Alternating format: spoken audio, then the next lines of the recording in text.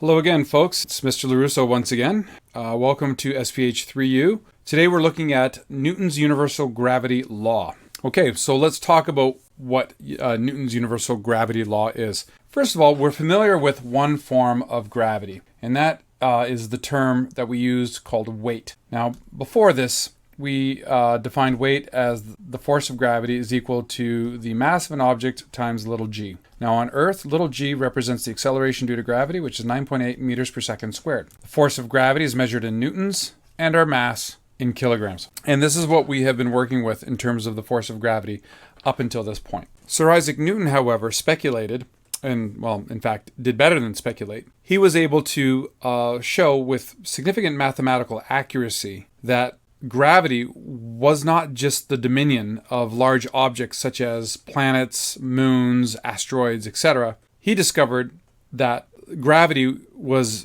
generated by any object that had mass, which is a pretty incredible revelation. So many of you heard the story that he was sitting under an apple tree and an apple fell on his head and he's like, aha, eureka, I discovered gravity. Well, it didn't obviously quite go down that way. That's the legend. It is said that when he was observing the moon in the daytime sky, an apple had fallen from a tree, but it landed on his stomach. And then it led him to understand or question, what was it that the moon and this apple have in common? When you really think about it, that's a pretty intense question. Like, what does a moon and an apple have in common? And what he realized is that the only thing they had in common was the fact that they possessed mass, which is a pretty, esoteric thing to come to the conclusion with. But that's where he went from this. After an irresponsible amount of mathematical manipulation and astronomical evidence, he was able to formulate the following formula. And that is the force of gravity, which is the same as the force of gravity we've been working with before, is equal to this symbol big G, which stands for the universal gravitational constant. The mass of our first object, the mass of our second object, divided by the separation distance of the two objects squared. And this applies for any object, whether it is planet-sized or if it's the size of a dust particle. All of these behave in the same way. So what are the big ideas with this?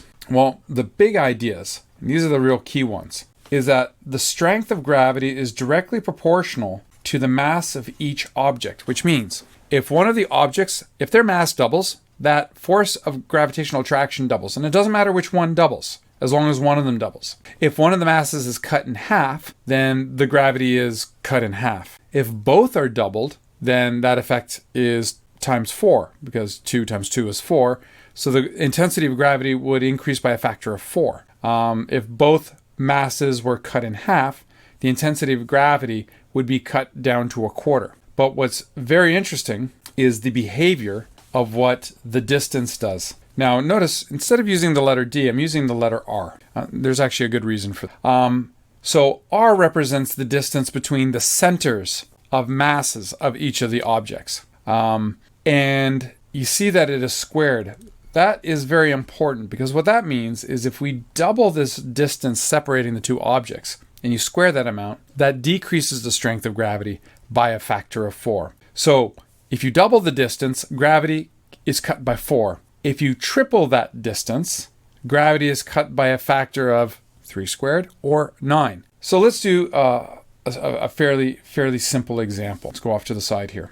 So let's say we have two objects, all right, one larger than the other. And let's say that they are separated from center to center. Let's get some statistics here. So let's say this is our mass 1, and it's equal to 10 kilograms. Let's say our mass 2 is equal to 20 kilograms. And let's say this distance separating them is 5 meters. All right, to figure out the force of gravity is equal to G m1 m2 over r squared. All right, well, first of all, this value G is called the universal gravitational constant. And this constant is actually one of the more complex numbers to calculate. And every year it actually gets further refined. And it's based on astronomical calculations. And Sir Isaac Newton in his day actually didn't know what this value was. There was no equipment sensitive enough or experiment or technology available at the time to calculate it. So even though he came up with this formula, he was never able to actually calculate any forces of gravity, but he could use proportioning to get relative strengths of forces. So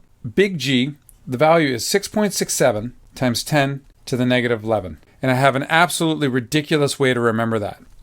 In London, Ontario, the phone number for Pizza is 667 11 11. So I call this the Pizza constant because it's 6.67 times 10 to the negative 11. So that's an easy or easier way to remember that number as the Pizza constant, which makes sense because eating enough of that pizza will increase your gravity significantly. Any case, I digress, and terrible jokes notwithstanding. All right, so now the mass of our first object is 10 kilograms. The mass of our second object is 20 kilograms. And the distance separating them is 5 meters. But it's 5 squared. It's very important. So the value of this works out to 5.336 times 10 to the negative 10 newtons. This is a very small amount. And that's the thing. Small objects produce such small gravity that we don't really notice it on our everyday lives. How much would something like this on Earth, how big of an object on Earth would be required to generate something that small? And you need an object that is 5.4 times 10 to the negative 11 grams. Well, a microgram is times 10 to the negative 6. A nanogram is times 10 to the negative 9. So times 10 to the negative 9, that would be in the billionths of a gram. We're talking just a tiny amount. This is times 10 to the negative 11 we're talking about here. So we're really talking about 0.05 nanograms, and absolutely indetectable. So the amount of gravity between small objects is really quite negligible. It's not until the objects get very, very large, for example, when one of the objects becomes the size of, say, a planet, like the planet Earth. Now, Earth produces an absurd amount of gravity because the mass of the Earth is approximately 9.971986 times 10 to the 24 kilograms, which is pretty enormous compared to the mass of everyday objects.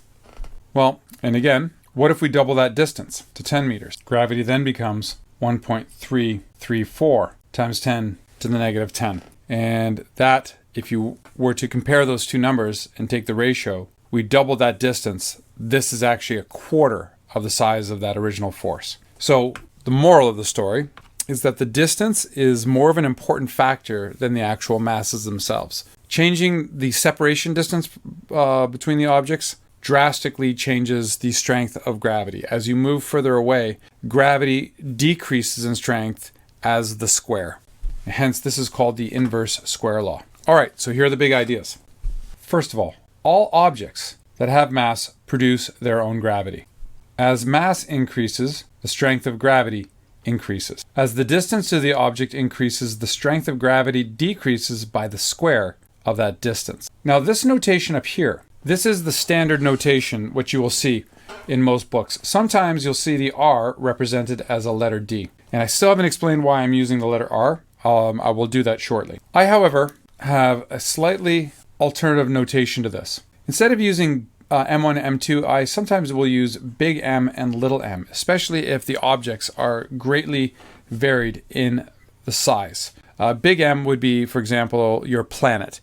Little m would be something like a satellite or a meteor or something smaller, even you as an individual. There's a reason why I use this particular notation, and that has to do with our original formula for the force of gravity. Now, the force of gravity, the original formula was little m times little g. Well, on Earth, that little g is 9.8 meters per second squared. But that's only on Earth. Not every planet has gravity of that strength, and even that varies depending on where you are on Earth. Now, on the surface of the Earth, it varies very little. But as you get higher and higher, say, for example, up by the International Space Station, the acceleration due to gravity is significantly lower. Fg stands for the force of gravity, and that is in newtons. And m, this represents the mass of the object. We're looking for the weight of an object. That's what little m stands for. Well, using my version of the notation and this one, what you're going to notice is this. Both of them have a little m in common. Because in the universal gravity equation, one of these m's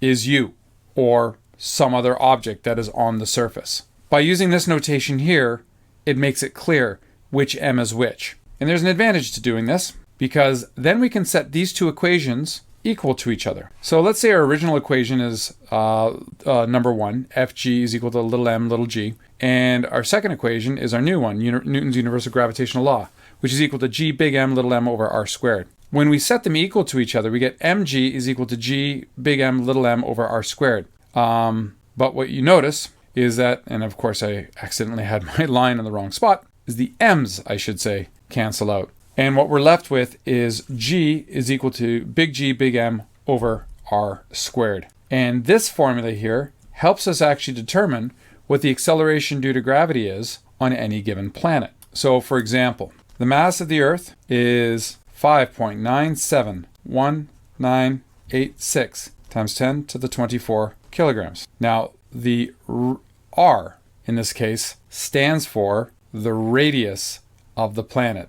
Now you'll see why we refer to as r. Because remember, this is measured from point to point, from the center of mass of one object to the center of mass of another object. While on Earth, we sit on the surface. And the distance to the center of the Earth is 6.371008 times 10 to the 6 meters. To further illustrate this idea, if this is planet Earth, the center of mass of the Earth is there. If the object, say you, are on the surface, the distance from center to center, well, that represents the radius of the planet. Hence why I choose the letter r. Well, using this information here, we can calculate what little g is. G is big G, big M over r squared, which is equal to 6.67 times 10 to the negative 11 times the mass of the Earth, which is 5.971986 times 10 to the 24, divided by 6371008 times 10 to the 6, all squared. And that works out to 9.81 meters per second squared. And there you have it, Newton's universal gravity law.